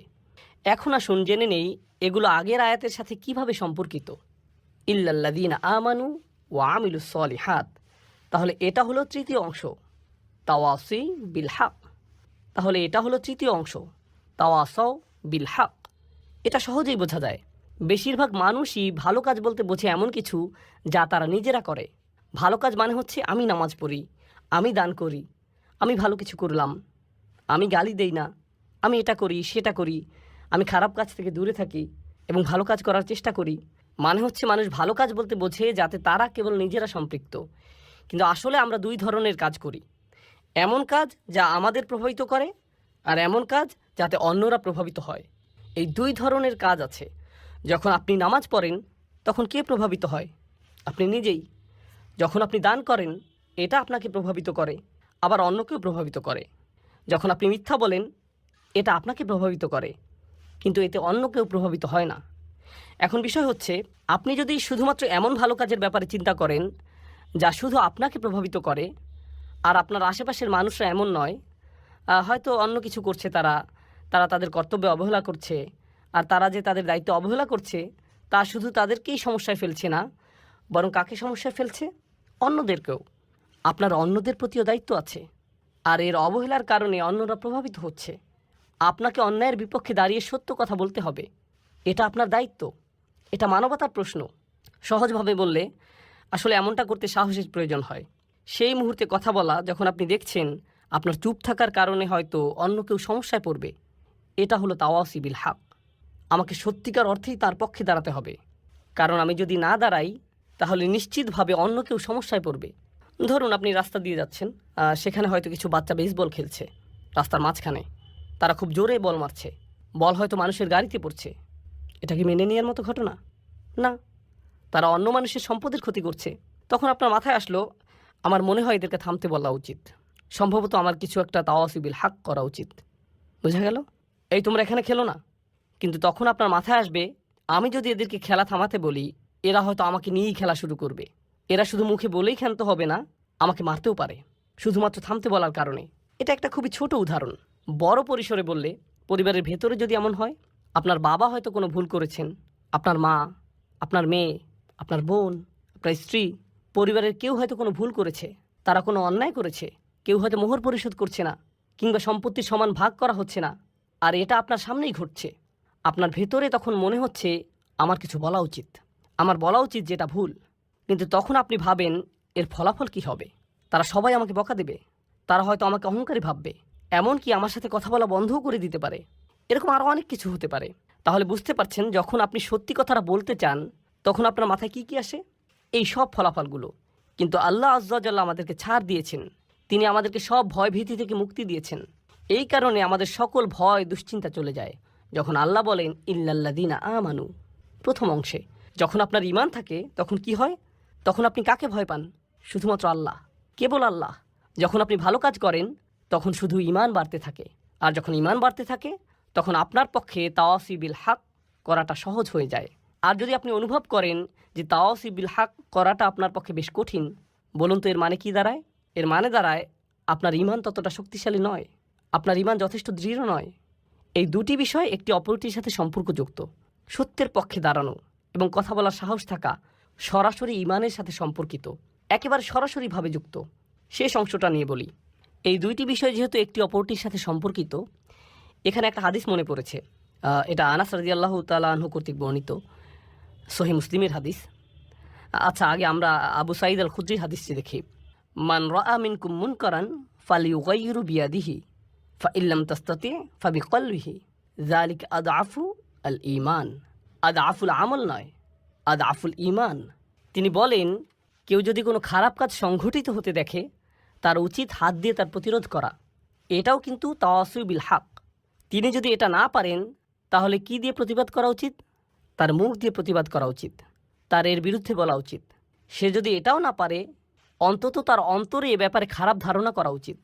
আর এটাই হচ্ছে সবচেয়ে দুর্বল ইমান, আর এটাই হচ্ছে সবচেয়ে দুর্বল ইমানের পরিচয়। রাসূল সাল্লাল্লাহু আলাইহি সাল্লাম বলেননি যে এটা হচ্ছে সবচেয়ে দুর্বল আমলের পরিচয়, এটা হচ্ছে সবচেয়ে দুর্বল ইমান। তার মানে তিনি মানুষকে সত্যের প্রতি উৎসাহ দেয়া, সত্যের জন্য কিছু করাকে সরাসরি ইমানের সাথে সংযুক্ত করেছেন। ঠিক যেভাবে সূরায় এসেছে, ইল্লাল্লাযীনা আমানু ওয়া আমিলুস সলিহাত ওয়া তাওয়াসাউ বিল হক, ইল্লাল্লাযীনা আমানু ওয়া আমিলুস সলিহাত, তারপর সাথে সাথে ওয়া তাওয়াসাউ বিল হক, এই তিনটিকে সম্পর্কযুক্ত করা হয়েছে। আর এই ব্যাপারে সবশেষে বলতে চাই, তাওয়াসি বিল হক হয়ে থাকে, এখানে তাওয়াসি শব্দটির মূল হচ্ছে তাফাউল, যার মানে হচ্ছে সহযোগিতা। তার মানে হচ্ছে এটা আপনার সমাজে হয়ে থাকে। এখানে বলা হচ্ছে যে এগুলো আপনার সমাজে সংঘটিত হবে, আপনার পরিবারে, আপনার মুসলিম বন্ধুদের মধ্যে, যারা নিজেদের মুসলিম দাবি করে, যারা ভালো কাজ করে। তাহলে তাওয়াসি বিল হক এখান থেকেই শুরু, তারপর এটা ছড়িয়ে পড়ে। সুতরাং যখন আমরা বলি অমুসলিমদের এই সত্যের ব্যাপারে জানানো দরকার, সর্বোপরি সমাজের প্রতি কর্তব্য, এই সব কিছু ঠিক আছে, কিন্তু এর শুরুটা কোথায় হবে? এর শুরু হবে আমাদের নিজেদের ঘরেই। যদিও শুরু করার জন্য এটাই সবচেয়ে কঠিন জায়গা, তবু এখান থেকেই আমাদের তাওয়াসি বিল হক এর সূচনা করতে হবে। আমাদেরকে সকল অন্যায় ও ভুল ভ্রান্তির দিকে নজর দিতে হবে, সেই সাথে ইমানের মৌলিক দিকগুলোর সাথে সাংঘর্ষিক বিষয়গুলোর প্রতি তাকাতে হবে, যা হয়তো আমাদের নিজেদের পরিবারেই ঘটছে, আর আমাদেরকে এর বিরুদ্ধে সোচ্চার হতে হবে। একটা চেয়ারে বসে ক্যামেরার সামনে মাইকে আপনাদেরকে এইসব বলাটা যত সহজ, নিজের পরিবারের মানুষদেরকে এসব বলা ততটাই কঠিন। সেটা অনেক অনেক অনেক বেশি কঠিন কাজ। এতে অনেক বেশি সাহসের প্রয়োজন হয়, এতে অনেক বেশি ধৈর্যেরও প্রয়োজন হয়, যা আমার পরবর্তী পয়েন্ট। আর তা হলো, যখন আপনি এগুলো করতে যাবেন, তখন আপনার আবশ্যিকভাবে প্রচুর ধৈর্যের প্রয়োজন হবে। তাই আল্লাহ আজ্জা জাল্লা এই সূরা শেষ করেছেন এভাবে, তাওয়াসাউ বিসসবর। সবর শব্দটির কয়েকটি অর্থ আছে। বাংলায় ধৈর্য বললে অর্থটি ঠিক পরিপূর্ণ হয় না। তাহলে আসুন প্রথমে আমরা সবরের কয়েকটি অর্থ সম্পর্কে জেনে নেই। হ্যাঁ, সবর বলতে ধৈর্যও বোঝানো হয়, কিন্তু এ দিয়ে অধ্যবসায়ও বোঝানো হয়। অধ্যবসায় মানে হচ্ছে যখন পরিস্থিতি কঠিন হয়ে যায়, তখনও আপনি এর সাথে লেগে থাকেন, তখনও আপনি তা চালিয়ে যান, এটাই হলো অধ্যবসায়। এই শব্দটি দিয়ে প্রতিশ্রুতিও বোঝানো হয়, অর্থাৎ আপনি কখনো আলসেমি করেন না, আপনি ঢিলেমি করেন না, আপনি প্রতিশ্রুতিবদ্ধ। যেন আপনি কোনো চাকরি করছেন আর প্রতিদিন আপনি সময় মতো হাজির হবেন, কিংবা কোনো অ্যাসাইনমেন্টের কাজে আছেন যা সময়ের মধ্যেই জমা দিতে হবে, এটাই হচ্ছে প্রতিশ্রুতি। এটা দিয়ে ধারাবাহিকতাও বোঝায়, অর্থাৎ আপনি প্রতিশ্রুতির এদিক সেদিক করেন না, প্রতিশ্রুতি ভঙ্গ করেন না, এটা ঠিক থাকে। ইবনে তাইমিয়া রাহিমাহুল্লাহ সবরের সংজ্ঞায়ন করেছেন এভাবে, তিনি বলেছেন, সুসময় বা দুঃসময় আল্লাহ তাআলার প্রতি সমান আনুগত্য ধরে রাখাই সবর। আপনি যদি আল্লাহর প্রতি আনুগত্য ধরে রাখতে পারেন, সুসময় বা দুঃসময় যাই হোক না কেন, তাহলেই আপনি সত্যিকারের সবরের চর্চা করছেন। এটাই হলো সবর। এরপর আমরা দেখতে পাই আল্লাহ এখানে বলেননি ওয়াতাওয়াসাউ বিল হক ওয়াসসাবারু। এটা খুবই গুরুত্বপূর্ণ। তারা তাদের সামর্থ্যের সবটুকু দিয়ে আন্তরিকতা ও সততার সাথে একে অপরকে সত্যের প্রতি ও তাদের দায়িত্বের ব্যাপারে উৎসাহ প্রদান করে। আর আল্লাহ এখানে এইটুকু বলেননি যে তারা ধৈর্য ধরে কাজ করে, তিনি কেবল বলেননি যে তারা ধৈর্য ধরে, তিনি আরও আকবারিয়ে বলেছেন ওয়াতাওয়াসাউ বিসসবর, যার মাধ্যমে আর বড় কিছু বোঝায়। তাহলে এখানে কেবল সবর করলেই হবে না, অর্থাৎ তারা কেবল ধৈর্য ধরে না, অধ্যবসায় করে না, ধারাবাহিকতা রাখে না, বরং তারা একে অপরকে ধৈর্যের ব্যাপারে বলে, অধ্যবসায়ে উৎসাহিত করে, ধারাবাহিকতা রাখতে বলে। বলুন তো এ থেকে আমরা কি শিখলাম? আপনি একা আপনার সবর ধরে রাখতে পারবেন না, আপনার উপদেশের জন্য কাউকে প্রয়োজন, যাতে সে আপনাকে সাহস যোগাতে পারে এবং বলতে পারে, ভাই তোমার সবর করা প্রয়োজন। সবর একে অপরকে সাহস যোগায়। অন্যের কাছ থেকে আপনি এই শক্তি পাবেন, একা থাকলে আপনি সাহস হারিয়ে ফেলবেন। এটা মানুষের স্বাভাবিক প্রবৃত্তি যে যখন মানুষ খারাপ পরিস্থিতির মধ্যে পড়ে, সবচেয়ে ইমানদার ব্যক্তিটিও, সবচেয়ে আমলদার ব্যক্তিটিও যে সব সময় ভালো কাজ করে, যখন কেউ তাকে অপমান করে বা কেউ তার কাজের প্রশংসা করে না এবং খারাপ কিছু ঘটে, এমনকি হতে পারে তা কোনো ইসলামিক কাজে, তখন সে হতাশ হয়ে পড়ে। এরা ভালো মানুষ, সবরের ব্যাপারে তাদের চেয়ে কে ভালো জানে? তবু আপনাকে সেই আলেম, সেই ইমাম, সেই কর্মী, সেই দায়ী, সেই শিক্ষকের কাছে যেতে হবে, গিয়ে বলতে হবে, ভাই আপনার ধৈর্য ধরা উচিত। যখন আপনি তাদেরকে এভাবে বলবেন, এতে কি তাদের উপকার হবে? হ্যাঁ, হবে। যদিও তারা এটা ইতিমধ্যেই জানে, তবু যদিও তারা সবরের ব্যাপারে ইতিমধ্যেই অনেক জানে, তবুও তারা এই তাওয়াসি এর মাধ্যমে উপকৃত হবে। তাওয়াসি বিসসবর নিজেদের মধ্যে ঘটে, আর এটাই এখানে আবশ্যকীয়। এটা তাওয়াসুবিল হক এর বিপরীত। তাওয়াসুবিস সবর তাদের জন্য যারা তাওয়াসুবিল হক থামিয়ে দিয়েছে, কারণ তারা ফলাফল দেখতে না পেয়ে হতাশ হয়ে পড়েছে। কিভাবে তারা তাদের উদ্যম ধরে রাখবে? একে অপরকে অধ্যবসায়ের ব্যাপারে তাগিদ দেওয়ার মাধ্যমে। সবচেয়ে সহজভাবে বলা হয়েছে আলাল মাসাইব, অর্থাৎ আপনাকে ধৈর্য ধরতে হবে, অধ্যবসায় চালিয়ে যেতে হবে, ধারাবাহিকতা ধরে রাখতে হবে। পরিস্থিতি যতই খারাপ হোক না কেন, অসব্রু আলামা আসাবাক, যতই বিপদ আসুক না কেন আপনাকে চেষ্টা চালিয়ে যেতেই হবে। এটা হলো একটা অর্থ। অপরটি হলো আনিল মাআসি, অর্থাৎ আপনাকে পরীক্ষা করা হবে। যারা এই দিনের জন্য কাজ করছেন তা যেভাবেই হোক না কেন, হয়তো আপনি আপনার বাসায় দিনই পরিবেশ তৈরি করতে চাচ্ছেন, বাইরে আপনি হয়তো অমুসলিমদের দিনের দাওয়াত দিচ্ছেন, হয়তো দানের জন্য অর্থ জোগাড় করছেন। এটা যেমনই হোক না কেন আপনি ইসলামের জন্য কিছু করতে চাচ্ছেন। শয়তান কার পেছনে বেশি লাগে জানেন? যারা দিনের জন্য কাজ করে। শয়তান অন্য যে কারো চেয়ে তার পেছনে বেশি সময় ব্যয় করে, যাতে সে আল্লাহর অবাধ্য হয়। বিশেষ করে যখন সে একা থাকে, তারা বেশি ঝুঁকিতে থাকে, তাদের উপর বেশি আক্রমণ হয়ে থাকে। সুতরাং আল্লাহর অবাধ্যতা থেকে বাঁচার জন্য আপনার সবর করা উচিত। একই সাথে আল্লাহর আনুগত্যের জন্য আপনার সবর করা উচিত। অর্থাৎ আল্লাহর আনুগত্য করাও কঠিন হয়ে থাকে, কিন্তু আপনাকে অধ্যবসায় চালিয়ে যেতে হবে। আমরা কিছু ঘটনা জানি, এগুলো সত্যিকারের ঘটনা, কোনো বানানো কিছু নয়। আল্লাহ আমাদের সাথে কথা বলেছেন, তিনি আমাদের নিয়ে কথা বলেছেন, এবং তিনি ভালোভাবে জানেন আমরা কিভাবে জীবনযাপন করি। ফি হিযিক্রিকুম, তুমি নিজেই এই সম্পর্কে জানো। আমাদের মধ্যে কিছু ভাই ও বোন আছেন যারা ইসলামিক কর্মকাণ্ডে খুবই সক্রিয়। তারা অনেক ভালো কাজ করেন, কিন্তু একই সাথে তাদের কিছু খারাপ অভ্যাসও দেখা যায়। এগুলো পাপের কাজ। এটা এতই গুরুতর সমস্যায় রূপ নিয়েছে যে তারা এগুলোতে আসক্ত হয়ে পড়েছেন। তাদের সাহায্য দরকার। তাদের কি দরকার জানেন? তাদের দরকার তাওয়াসুবিস সবর। তাদের কাউকে দরকার যে তাকে অনবরত উপদেশ দেবে, বলবে শোনো, তোমাকে চেষ্টা করতে হবে, তোমাকে সংযত হতে হবে। এই 4টি উপাদান সম্পর্কে আমি সবশেষ কয়েকটি বিষয় বলতে চাই। এর প্রথম বিষয়টি হচ্ছে, এই 4টি উপাদানই অতীতকালে বর্ণিত হয়েছে। ইল্লাল্লাযীনা আমানু অতীতকাল, ও আমিলু অতীতকাল, অতাওয়াসাউ বিল হক, অতাওয়াসাউ, সবগুলোই অতীতকাল। এর মাহাত্ম্য কি? যদি এভাবে বলা হতো ইল্লাল্লাযীনা ইউমিনুন ওয়া ইয়ামালুনাস সালিহাত ওয়া ইয়াতাসালুনা বিল হক ওয়া ইয়াতাসালুনা বিস সবর, তাহলে কি পার্থক্য হতো? বর্তমানকালে বললে কি হতো? অতীতকালে বলার কারণে বোঝা যাচ্ছে এখানে এমন মানুষের কথা বলা হচ্ছে যারা মৃত্যুর আগ পর্যন্ত সারাটি জীবন এই 4টি কাজ করেছে। সুতরাং এখন আপনি তাদের জীবনটি পর্যালোচনা করে দেখতে পারেন। আপনি তাদেরকে দেখে বলবেন, হ্যাঁ, তারা তাদের জীবনকে ঈমানের দাবি অনুসারে অতিবাহিত করেছে। যখন আপনি তাদের জীবনের দিকে তাকাবেন, আপনি বলবেন তারা ভালো কাজ করেছে এবং তারা তাওয়াসুবিল হক করেছে, তাওয়াসাউ বিস সবর করেছে। অন্যভাবে বললে এটা সেই আয়াতটি পরিপূর্ণ করেছে যেখানে বলা হচ্ছে ওয়ালা তামুতুন্না ইল্লা ওয়া আনতুম মুসলিমুন, ভুলেও মুসলিম না হয়ে মৃত্যুবরণ করো না। আপনি যখন তাদের জীবনটি দেখবেন, আপনি বলবেন না তারা আগে ভালো ছিল, পরবর্তীতে তারা বিপথে চলে গেছে, তাদের জীবনের শেষ দিনটি পর্যন্ত তারা অটুট ছিল। সুতরাং আপনি তাদেরকে দেখে অবশ্যই বলবেন তারা এই 4টি বিষয় পরিপূর্ণ করেছে। তাই এগুলোকে অতীতকাল বলার কারণ বোঝা যায়, মৃত্যুর আগ পর্যন্ত তাদের গোটা জীবনটি এই 4টি কাজের সমষ্টি। এরাই সফল হয়েছে। অর্থাৎ আপনি থামতে পারবেন না। আপনি এমন একটা জায়গায় পৌঁছাবেন যখন মানুষেরা আপনার সম্পর্কে বলবে এই 4টি বিষয় আপনি পূর্ণ করেছেন। এটাই হলো দ্বিতীয় মাহাত্ম্য।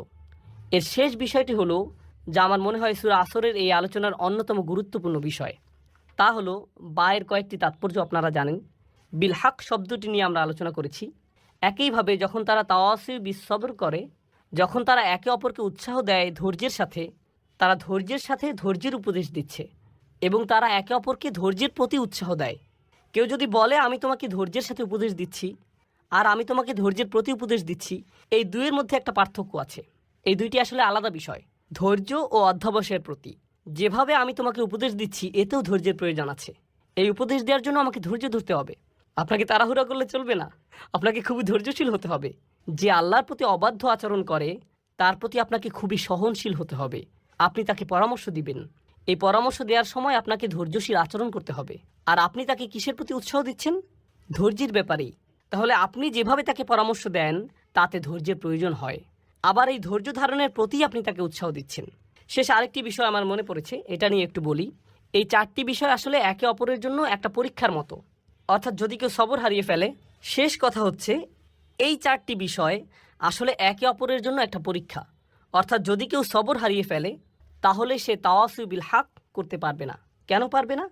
কারণ যখনই সে মানুষকে সত্যের ব্যাপারে জানাতে যাবে, মানুষ এমন কথা বলবে যা সে সহ্য করতে পারবে না। আর যখন মানুষের এমন কথা সে শুনবে, পরিস্থিতি তার জন্য কঠিন হয়ে যাবে। সে বলবে আমি এটা নিতে পারছি না। যখন সে বলবে আমি এটা নিতে পারছি না, আমি সহ্য করতে পারছি না, এ থেকে তার কিসের ঘাটতি বোঝা যায়?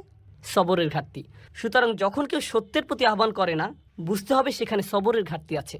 আরেকটি বিষয় এ থেকে বোঝা যায়, তা হলো কেউ হয়তো ভাবতে পারে যে সে সত্যের প্রতি ডাকছে, কিন্তু এই কথায় কারো কোনো সমস্যা হচ্ছে না। সে ভাবছে যে সত্যের প্রতি ডাকছে, কিন্তু তার এই ডাকায় কারো কোনো সমস্যা নেই, কেউ তার কথায় ক্ষুব্ধ হচ্ছে না। এর মানে কি জানেন? আপনি যেহেতু সবর ছাড়াই তাওয়াসুবিল হক এর প্রতি মানুষকে ডাকতে পারেন, আপনি খুব সম্ভবত তাওয়াসুবিল হক করছেন না। কেননা এই পৃথিবীর সবচেয়ে ভদ্র ও নরম মনের মানুষেরা যখন মানুষকে সত্যের পথে ডেকেছে, তারা বিপদে পড়েছেন। এটা হচ্ছে এই কাজের আবশ্যিক ফলাফল। আল্লাহর সবচেয়ে ধৈর্যশীল রাসূলদের দিকে তাকান, নূহ আলাইহিস সালামের দিকে তাকান। তার পুরোটা জীবন ছিল দাওয়াতি কাজে পূর্ণ, আর পুরো জীবন জুড়েই ছিল সবর। কেননা তিনি মানুষকে যা বলেছেন তা মানুষকে বাধ্য করেছে তাকে অপমান করতে, কটু কথা বলতে, তার বিরুদ্ধে দাঁড়াতে। আর এজন্য প্রয়োজন হয় সবরের। আর যখন এই দুটিরই ঘাটতি হয়, যখন আপনি মানুষকে সত্যের প্রতি ডাকছেন না, আর সেজন্য আপনার সবর করারও কোনো প্রয়োজন নেই, যখন এই শেষ দুটির ঘাটতি হয়, যখন কারো মধ্যে এই দুটি থাকে না, তা থেকে আমরা কি বুঝতে পারি কিসের ঘাটতি আছে? প্রথম দুটি শর্ত, ঈমান ও ভালো কাজ। কারণ যতক্ষণ না আপনি নিজেই ভালো কাজ করবেন, খারাপ কাজ আপনার চোখে পড়বে না। যদি আপনি নিজে ভালো কাজের সাথে যুক্ত না হন, আপনি বুঝতে পারবেন না খারাপ কাজ করলে সমস্যাটা কী। কিন্তু যখন আপনি নিজের পরিবর্তন করবেন, আপনি হয়তো পার্টি করতেন, তারপর আপনি আল্লাহর কাছে ভালোভাবে তওবা করে তার আনুগত্য করতে শুরু করলেন। যখন আপনি আল্লাহর আনুগত্য করেন আর অন্যরা পার্টি করে, এতে আপনি বিরক্ত হন, তাদের জন্য আপনার খারাপ লাগে। আগে এতে আপনার কিছু মনে করতেন না, কিন্তু এখন আপনার মনে হচ্ছে তারা কিভাবে এটা করছে, আমার তাদেরকে থামানো উচিত। আমি নিজেই ভুল করেছি, আমি চাই না তারাও একই ভুল করুক। এটা আপনাকে কষ্ট দেয়। কিন্তু এটা যদি আপনাকে কষ্ট না দেয়, আপনার যদি কখনো মনে না হয় যে আপনার তাদেরকে থামানো উচিত, তার মানে হলো আপনি ভালো কাজের প্রতি প্রতিশ্রুতিশীল নন। আর আপনার যদি ভালো কাজের ব্যাপারে প্রতিশ্রুতি না থাকে, তার মানে আপনার কি নেই? ঈমান। তাহলে এই সবগুলো বিষয় হচ্ছে লাজিম ও মালজুম। এগুলো একটি অপরটির আবশ্যিক ফলাফল এবং একটি আরেকটির সাথে ওতপ্রোতভাবে জড়িত। আমি অন্য সূরাগুলোর চাইতে এই সূরাটিতে অনেক বেশি সময় নিয়েছি। আমরা সূরা নাবা থেকে শুরু করেছিলাম, তখন একটি সেশনে একটি সূরা শেষ করেছি, কিন্তু এটা সূরা আসরের চতুর্থ সেশন। আলহামদুলিল্লাহ, অবশেষে আমরা এটা শেষ করতে পেরেছি। কেন জানেন? কারণ আমার মনে হয়েছে এটা সবচেয়ে ছোট সূরা। এটা এমন একটি সূরা যা মুখস্থ করা খুবই সহজ। আমাদের বেশিরভাগই এটা আত্মস্থ করে ফেলেছে, কিন্তু এটা সবচেয়ে ভারী সূরা। এই সূরার ওজন সবচেয়ে বেশি। আপনি আপনার জীবনকে কিভাবে দেখেন তা এই সূরাটি পুরোপুরিভাবে পরিবর্তন করে দেবে। আপনি কিভাবে আপনার পরিবারের সাথে আচরণ করেন, আপনার দৈনন্দিন জীবন, যা আপনি অর্জন করেছেন, যা এখনও অর্জন করতে পারেননি, তার চেয়েও বড় কথা সফলতা এবং ব্যর্থতা বলতে আপনি কি বোঝেন, এই সূরাটি এই সব কিছুর প্রতি আপনার মনোভাব পরিবর্তন করে দেবে। ডক্টর ফাদেল সালেহ আস-সামেরাই বলেছেন, কোন সূরা শুরু কোনো না কোনোভাবে এর শেষ অংশের সাথে সম্পর্কিত। কোন সূরার শুরুর অংশ তার শেষের অংশের সাথে যুক্ত। এই সূরার শুরু কী ছিল? একটি আয়াত, ওয়াল আসর, যা দিয়ে বোঝা যায় যে আপনার সময় শেষ হয়ে আসছে। আর শেষ আয়াতটি হলো 4টি উপাদান নিয়ে, যা আমরা গত 2 সেশন ধরে আলোচনা করছি। তাহলে এই দুইটি অংশ একটি অপরটির সাথে কিভাবে যুক্ত? ঈমান, ভালো কাজ, তাওয়াসু বিল হক, তাওয়াসু বিস সবর। এর ব্যাপারে সচেতন হওয়ার জন্য আপনার সময় শেষ হয়ে আসছে। আপনি সময় থাকতে সব কিছু ঠিক করে নিন। আপনার নিজের জন্য এটা খুব জরুরি একটা বিষয়। ইন্নাল ইনসানা লাফি খুসর, এটা কে? আপনি ধরে নিন, ইন্নান নাফসি, আমার নিজের জন্য। আমি নিজেই ক্ষতির মধ্যে আছি, আমি বিপদের মধ্যে আছি। আল্লাহ তাআলা আমাদেরকে তাদের অন্তর্ভুক্ত করুন যারা সূরা আসরের 4টি শর্তকে পূর্ণাঙ্গভাবে পালন করতে পেরেছে। আল্লাহুম্মা জাআলনা মিনাল্লাযিনা আমানু ওয়া আমিলুস সলিহাত ওয়া তাওয়াসাউ বিল হক ওয়া তাওয়াসাউ বিস সবর। বারাকাল্লাহু লি ওয়া লাকুম ফিল কুরআনিল হাকীম।